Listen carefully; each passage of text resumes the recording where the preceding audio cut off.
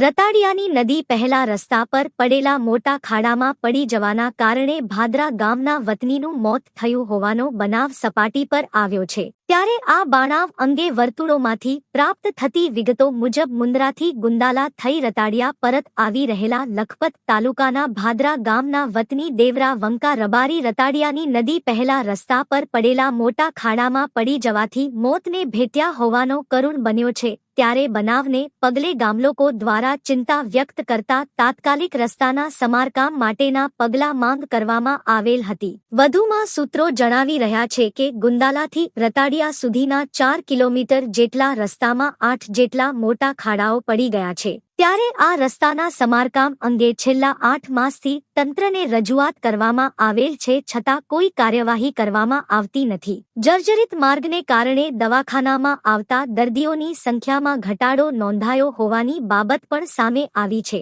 જે ખૂબ ગંભીર પ્રશ્ન છે। ત્યારે આ રસ્તાની તાત્કાલિક મરમંત કરવામાં આવે તેવી લોક માંગ ઉઠી છે।